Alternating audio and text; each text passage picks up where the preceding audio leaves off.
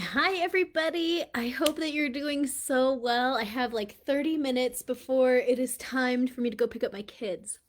Um, and oh, I don't know if that caught that. I have to go pick up my kids in about half an hour. And honestly, I've been in back-to-back interviews since 9 a.m., but I've had this topic on my mind. I have to share it with you, which is about minimalism and prepping and the Pluto return. Okay, this is what happened. Um, a few weeks ago, well, before January, so back in December, I started really feeling this pull to like declutter and go minimal, and I actually bought a class on minimalism, and I've been watching the Minimal Mom on YouTube, and one of my good friends from college posted that she was starting a decluttering business, and so I filled out her little surveys. So she's like gathering her information. She asked if she could come and help me for free to build up her portfolio. So I'm like, yes, come. And it's been funny because I don't feel like a hoarder or something like that. Like I don't keep a ton of stuff. But I have just been feeling like it's still just too much. But it's really thrown me into a big conflict because I also have that part of me that really likes to have plenty of stuff for, in the case of a rainy day. And maybe you also have that as well, where like you want to have a clean house, but you also want things like food storage. Like that has been a big thing for me. We have plenty of storage in this house, but not while it's all filled up with food storage, which it like currently is because I am just one of those people that has a lot of food storage. Um, and so in the past 3 or 4 weeks, I have taken, probably 4 loads of stuff to the donation to be donated, right? Hello. And then we've taken 2 or 3 more loads of stuff to the dump. Okay. And I contacted my midwife. I've been giving away all of my like maternity stuff, passing it on to, and my midwife's been passing it on to people that she works with that are ready for it. And I've just been like letting go of a lot of stuff. It's been really good because, on the one hand, my bedroom has been this disaster zone for a long time because we used to have this spare room that I could put all the stuff that needs to happen into it. I know you know what I'm talking about, moms, like uh all of the clothes that your kids like are growing out of, or like it's the switch of the seasons, you got to switch out all the clothes. It was like the room where I could just stick like the one pair of pants that they outgrew faster than the other pants. Do you know what I'm talking about? So I had a room for that. And then my daughter became to the point where she could not share a room anymore, so we had to give her that room. And now I've had no room, and so it's been my room. My room has been the junk zone, and it has been a disaster, but that's just been, I've felt like this is how it has to be. It has to be this way because I don't know, because that's just the only option. It can be out in my living room, it can be in my bedroom. I'd rather have it in my bedroom, so at least the door's closed most of the time. And people don't have to know that my room is completely full of that one pair of pants from all of my kids, one at a time, their one shirt that doesn't fit, and just like the random stuff that doesn't have a place to go anywhere else. Okay, so so this is what's been happening. So I had my friend come over, and it was really helpful just to have another human there. And I really recommend this now if you're decluttering, to just go and get another human, that especially one that is already on this journey, that can just be like, dude, you don't need that. Because that was what was really helpful for me to have her around for, was for her to just be like, are you really going to use this again? And me be like, no, I'm not. Fine, you're right. I will never use it again. Fine, I will get rid of it. Um, and and for her to sit there and give me permission to get rid of some things, like some sentimental stuff that's not even my sentiments. It's like stuff that I inherited from other people, some of whom I'm not even related to, some that I am, and but they gave me stuff that means a lot to them, and I don't care about it. And it's like, I don't want this, but no one else would accept it. this is what has happened in some of my familial relationships. All of the other like cousins don't want it, so then I end up with it because I will accept it, and I'm like, but I don't want this either, but okay, like it's mine. And so it's really helpful to have my friend there to say, these are not your memories. Like it is okay to let go of somebody else's memories. Like you don't need that. Oh, thank you. And Elise here is doing a closet edit. That's awesome. I actually edited my closet extremely to the point where I only have 5 shirts, and I actually have 7 dresses, and I'm like, I guess I should probably get rid of a bunch of those. Hello. Oh, hey, look at this. Look, I have water right here. Come be my sharer. Share with me. Anyways, I have just like a handful of things. I have 7 cardigans. Can you believe this? I'm like, I only have 5 shirts, but I have 7 cardigans. I think I have a cardigan problem. So anyways, working on that. But thank you, people. Elise is good with clothes. So anyway, it's been this interesting journey where I've had to sit down. I had a lot of stuff around just in case, and I've had a lot of stuff for like right now. I'm nursing. Right now, I'm still. Can I? Yeah, there's actually a bowl of pretzels already out. Okay, let's go get some pretzels, my friends. Oh, maybe I dumped all the pretzels. No, I didn't. Here they are. Here, have your pretzels. There you go. Yum. Anyway, I've had all this stuff around for when I like finish releasing my postpartum fluff, but I feel like I don't like to pressure myself until I'm done nursing. You know what I mean? Or like I don't believe in pressuring anyway, but I'm like I don't even want to think about that until I'm like done dealing with this baby in that way. And anyway, I let go of all of my clothes that don't fit. Not all of them, but all of them that were in my closet. Anything that doesn't fit and I don't even love, I just let it go. And it's been interesting because we also have the Pluto return around the corner, which has been something that, I've been keeping my eye on, and I believe strongly that we should not be apocalyptic or anything and not be weirdos, right? But at the same time, I do feel strongly about food storage, and I feel strongly about just being prepared. And I've been really into textile preparedness, partially because my grandma has always owned a fabric store. Like my maternal line has been really into textiles and all of this stuff. So we have like lots of blankets, and it's been important to me that we have like a variety of clothes for all of the seasons and stuff. And I've just let it all go. And I've been keeping, the clothes that won't fit, but my kids are boy, girl, girl. And so the ages, like gender wise and age wise, they're like my boys are 4 years apart and my girls are 5 years apart. And so now I'm just storing all of these clothes for all these years. And it turns out, like, my oldest son, he hates like real pants. He only wants to wear sweatpants. And my younger son only wants to look amazing, and he wants to wear fashionable items of clothing even if they are not comfortable. He asks for them and he does wear them. He has thrown fits before as like a 3 and 4-year-old because I wouldn't allow him to wear a bow tie to sleep because he wants to look cool.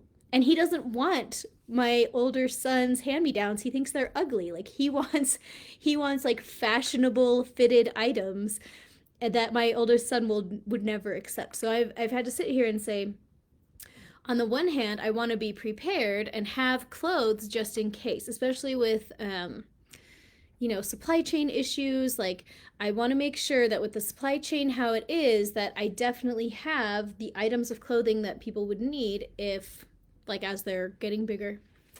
And then at the same time, I'm sitting there thinking, my house is not big enough for all of this stuff, and everything that you own, it really is talking to you all the time.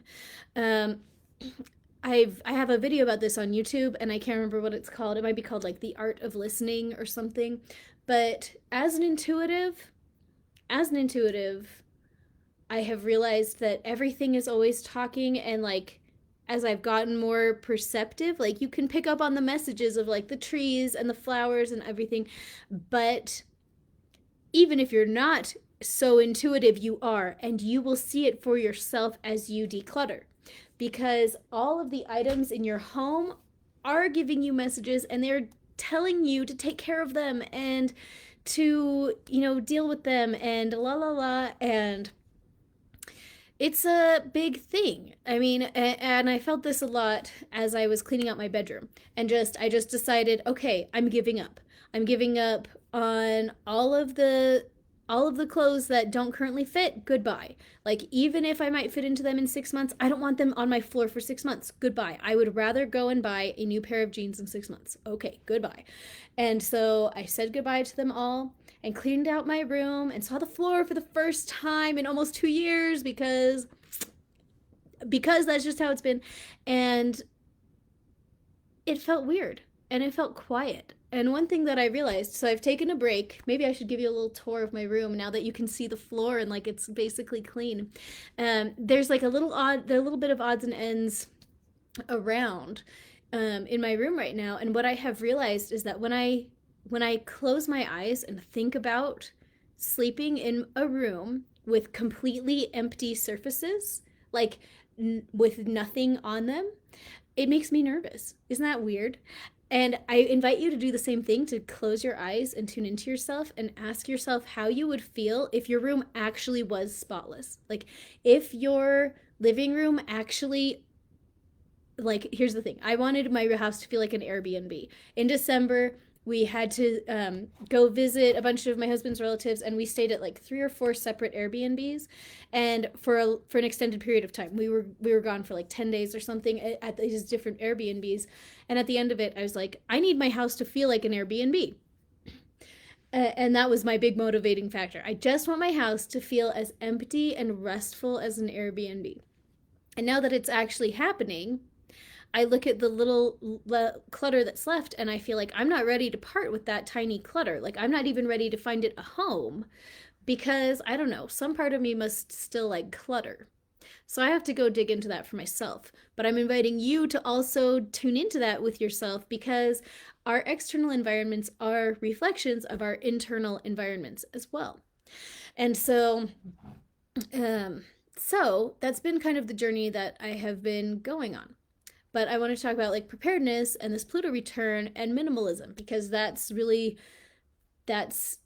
an interesting journey, because I've been sitting here and having this conflict where I say, we're supposed to be prepared. And I like really believe strongly in emergency preparedness for like all kinds of emergencies.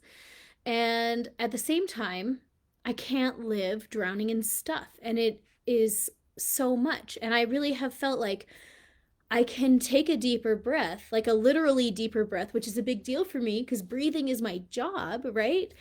Now that my bedroom is empty. And here's the thing, I've never used my bedroom as a place to rest. Like, I go there to sleep, but I don't go there to hide. Like, I don't go there to like be in there on purpose. But I found the other day, my kids were being loud, and I was like, I just need to be alone. And I went into my room on purpose.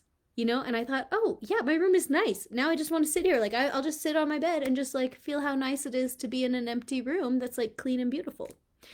And that was really nice. So anyway, as I've been trying to sort this out, I was talking to my husband about it, and he said, the conflict is between, if you are prepared, you shall not fear, versus take no thought for tomorrow.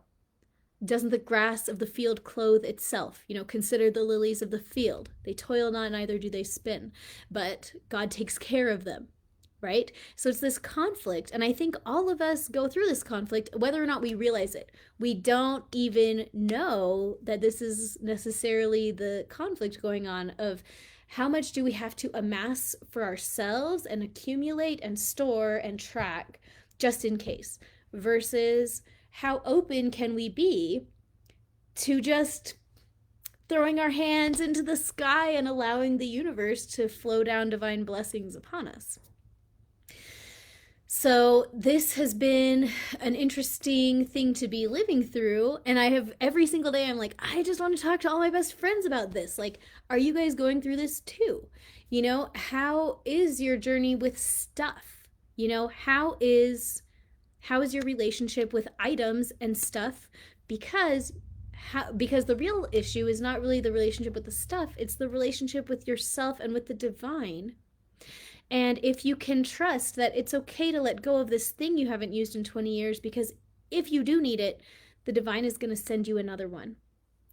That has been the thing that I've had to ask myself a lot, because I do consciously, like, I say I believe that the divine can show up for me with anything that I need in the right moment.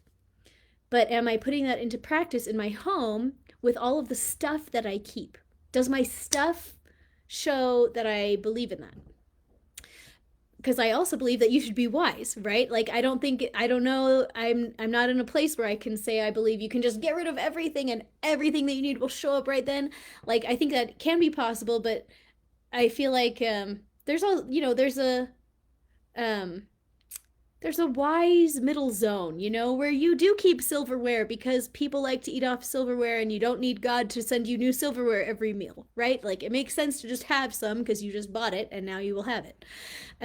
But maybe there are other things that you don't need to keep forever because you can trust that God will send you the new one right when you need it.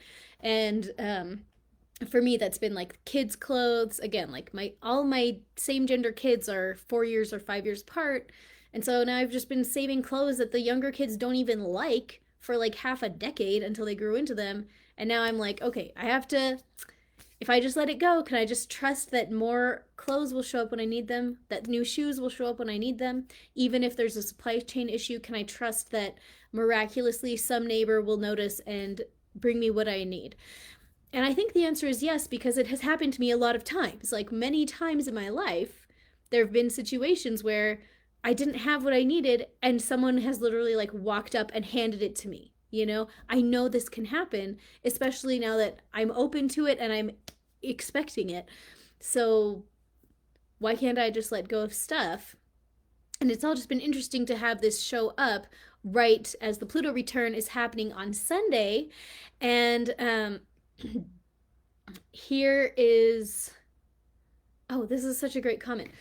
When you mentioned about being prepared to not fear and versus taking no thought for the morrow, that sounds like the Mars and Venus conjunction. Yes, the masculine energy of doing and preparing and earning the right not to fear, and the feminine energy of just being and receiving and being taken care of. Thank you so much for saying that. I feel like I will cry reading that. It's like, that's exactly what this is.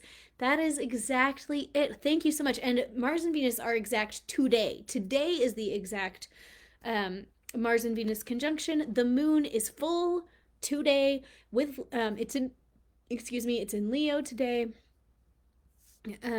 So we're all going to be feeling some big full moon vibes on top of this. So that's just going to be magnifying this energy of Mars and Venus, the masculine and feminine energy. And for my lurkers, if you need more information about that, it's on YouTube. Go to YouTube, look me up, and it will be on there. I have a bunch of stuff about that. I want to read some comments. When we clear the skeletons in our closets, we have room for something better. Yes, my closet has been full, totally full of all sorts of things, and now I've just let go of so much of it, and it feels like a breath of fresh air. And even though I only have 5 shirts right now, and I have like 7 dresses, which seems excessive, and 7 cardigans, which also seems like very excessive, I will pare them down and find maybe an additional shirt or 2 that I can nurse in.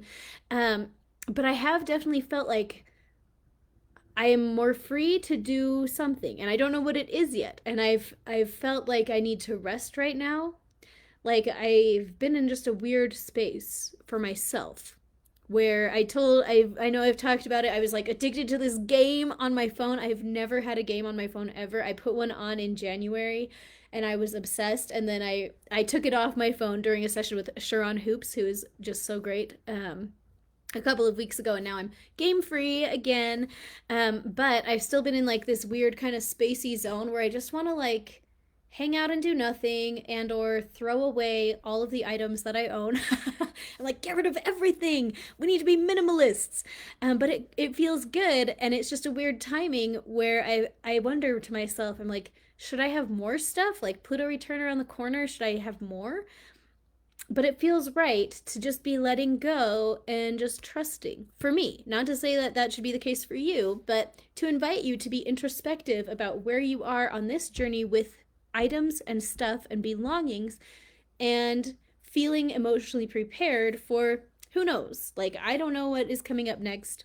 I do need to mention that while I was at the Energy Healing Conference in Sandy over the weekend, I spoke about the Pluto return, and somebody raised their hand and she said, I cannot tell you what I do or who I work for, but I can tell you that you are right, that there are specific dates that are coming up that do require preparation. And I'm paraphrasing, but she said that her job has to do with like preparing society for like massive shifts, and that she is like working hard because of these few specific dates between February 20th and July 11th.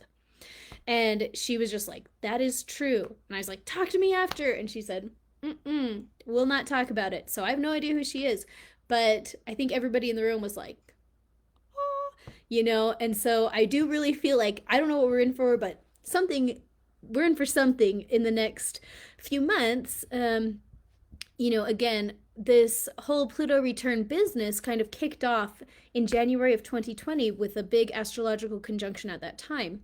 And we see how things have changed since then. I believe that we will see bigger changes in less time than we have seen between January and now. January of 2020 and now. I think we're in for faster, bigger changes between this coming Sunday and July 11th.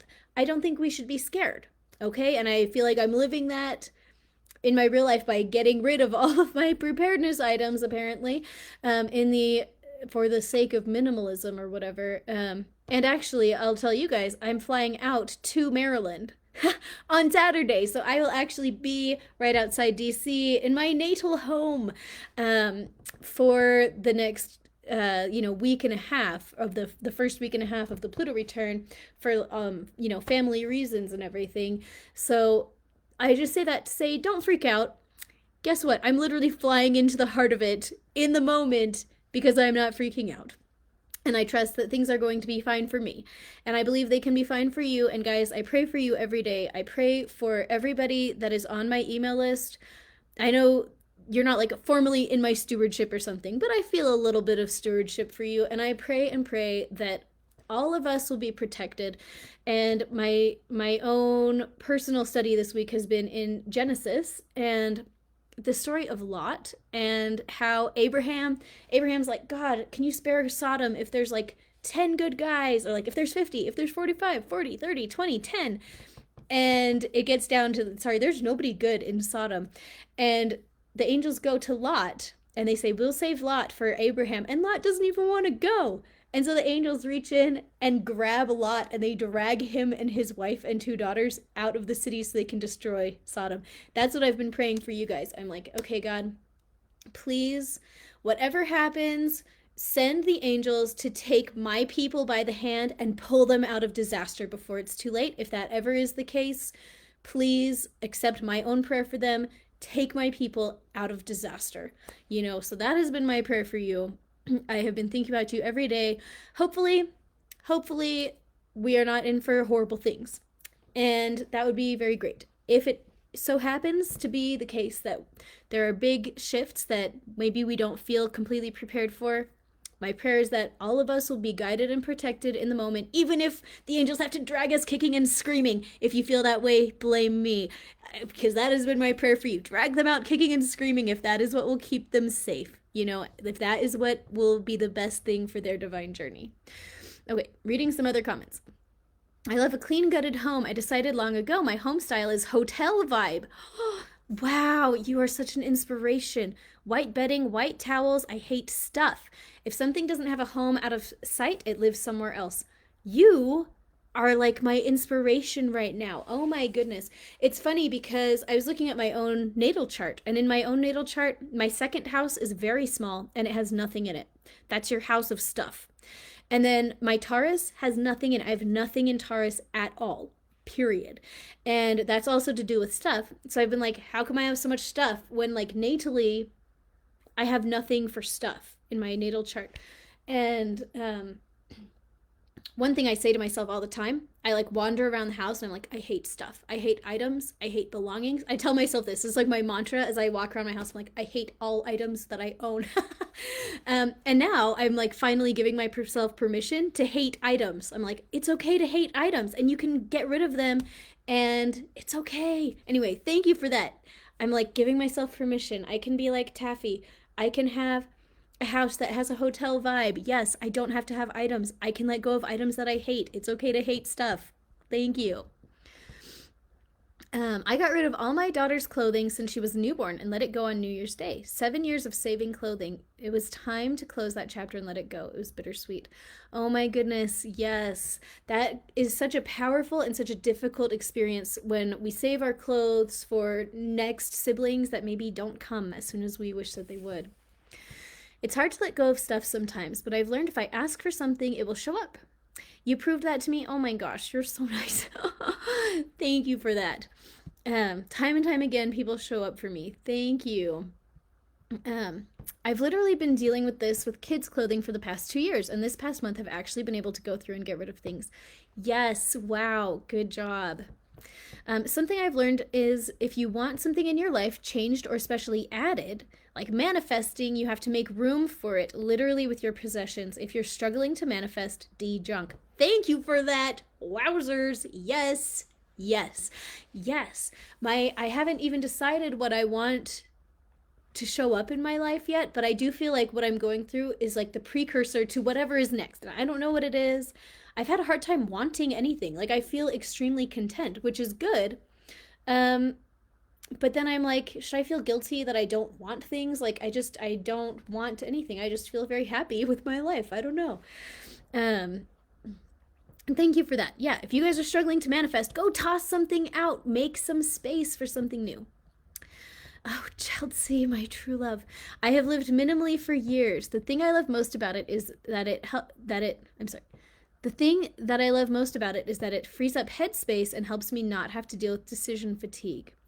Yes, it's been interesting, the decision fatigue aspect where as I've been getting rid of stuff, I have felt like this lightness to myself where it's like, oh, now I don't have to make decisions about all this junk in my room that was taking over my room, all the pants that were just one size too small for my little guy, but like, do I keep them? No, now I don't. Now I get rid of them.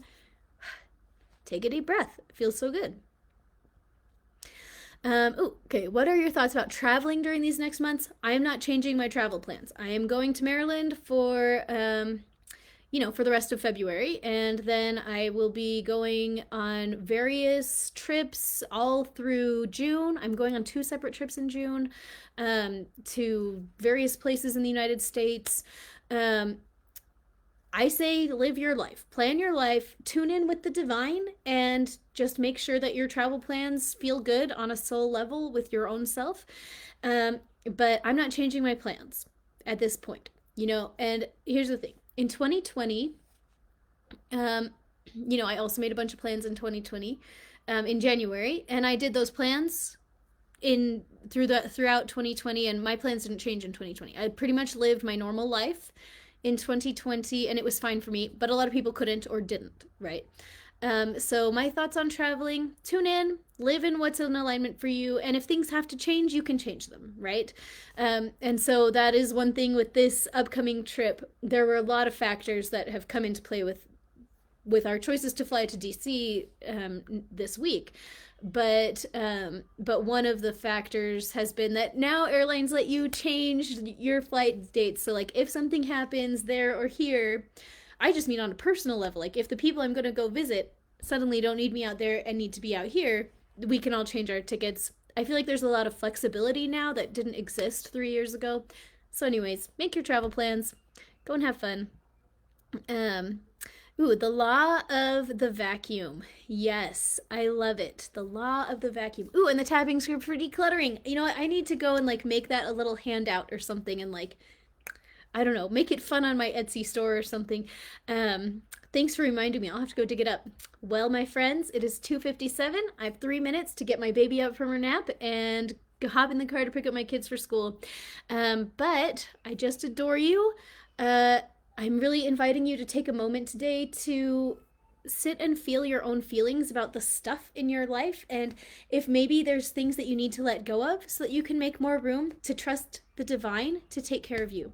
Oh my gosh, I'm sorry. One more thought about that was that as I've been negotiating mentally about wanting to be prepared for emergencies and wanting to live in the moment and be free, um oh man, my baby just started crying and I lost my train of thought. Being prepared, wanting to be free. Anyways, I don't remember, but the point is, it's been nice to be free and to feel to start working to get myself in a space where I truly believe and feel like I don't need stuff to keep me safe. Like the divine will step in for me and keep me safe, and I don't need to have all of the items. It can be okay to be surrounded by my own faith instead of by junk that weighs me down and holds me back. Okay. Okay, for real, I'll get my baby now. Bye, guys. I love you so much. Bye, bye, bye.